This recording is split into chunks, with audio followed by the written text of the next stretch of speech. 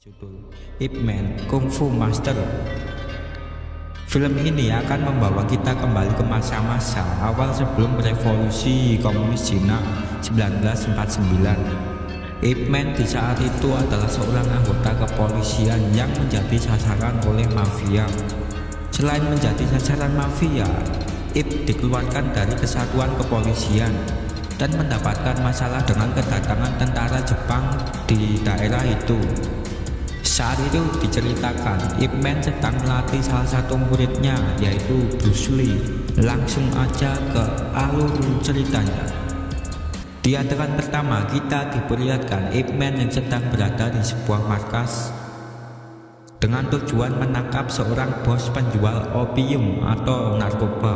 Di situ ada anak wanita dari bos tersebut bersama geng kapak. Mereka bersama-sama mencegah Ip Man untuk membawa bos yang bernama Sanjen.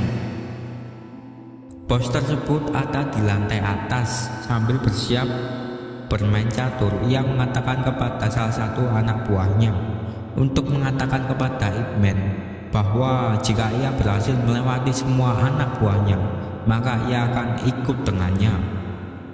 Akhirnya pertarungan sengit pun terjadi. Ip Man sendirian berjuang melawan puluhan geng kapak itu.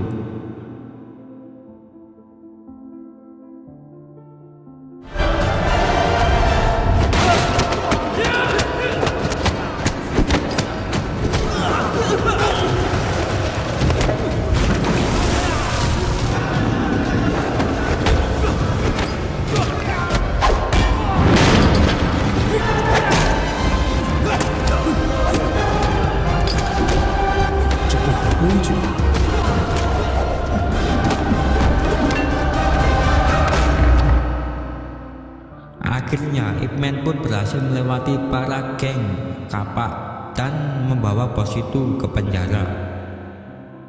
Di adegan selanjutnya kita melihat seorang pimpinan polisi bersama dengan Ip Man dan bos geng kapak tadi. Pimpinan polisi itu malah ingin membawa masuk Sanjen ke dalam kantornya.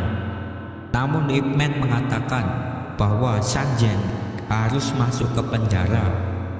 Akhirnya Ip Man memasukkannya ke penjara.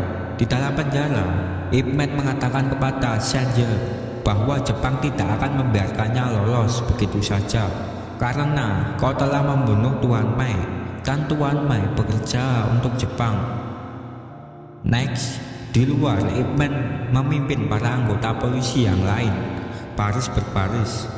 Setelah selesai, ada seseorang yang menyenggolnya dan memberikan kertas kecil dan pergi begitu saja.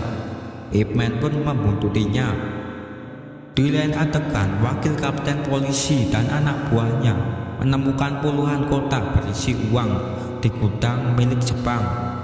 Tak lama kemudian datanglah seorang ketua dagang dari Jepang mengatakan bahwa mereka tidak akan menemukan narkoba di sini, dan ia mengatakan bahwa mereka bisa mengambil uang sebanyak-banyaknya yang ia bisa, dan ia pun pergi dari situ. Ip Man yang membuntuti orang tadi akhirnya bertemu, dan Ip Man menanyai ini untuk apa. Namun orang tersebut menjawab jika ia punya waktu, lihatlah Sanjen untuk terakhir kalinya. Ip Man pun langsung menuju kembali ke kantor polisi. Di lain sisi, Sanjen didatangi dua orang, dan dua orang itu sudah keluar saat Ip Man akan kembali ke kantor polisi untuk mengecek Sanjen. Ip Man datang ke situ dalam keadaan Sanjen yang sudah tidak bernyawa.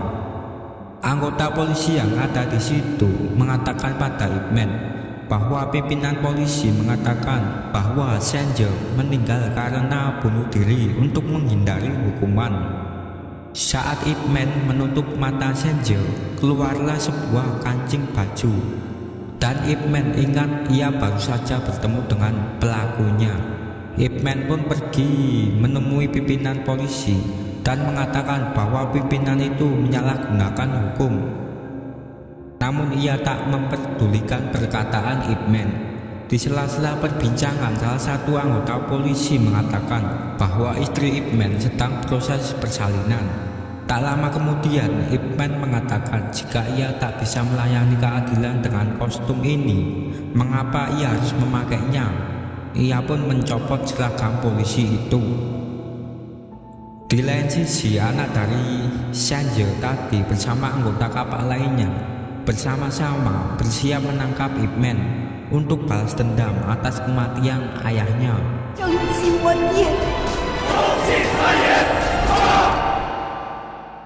Di dalam perjalanan ke ruangan istrinya berada, di situ Ip Man melihat seorang kakek tua yang tadi memberinya kertas. Di situ Ip Man mengatakan kenapa ia datang ke rumahnya. Di sela-sela perbincangan, mereka mendengar bidan yang meminta air panas.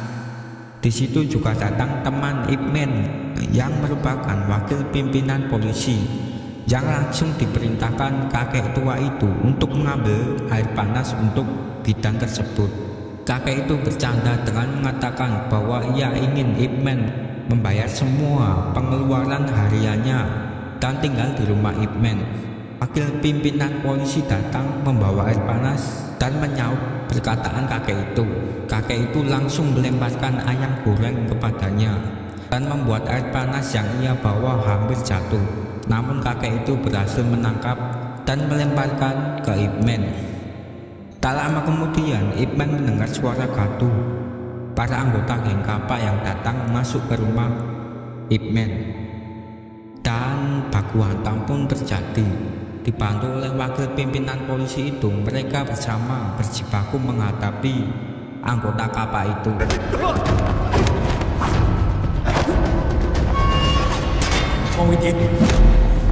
Kakek tua yang hanya duduk itu disuruh wakil polisi itu untuk membantu mereka. Dengan iming-iming diberikan minuman selama 2 tahun. Kakek itu pun baku hantam juga bersama-sama. Akhirnya para anggota geng kapal itu tak mampu menghabisi Ip Man.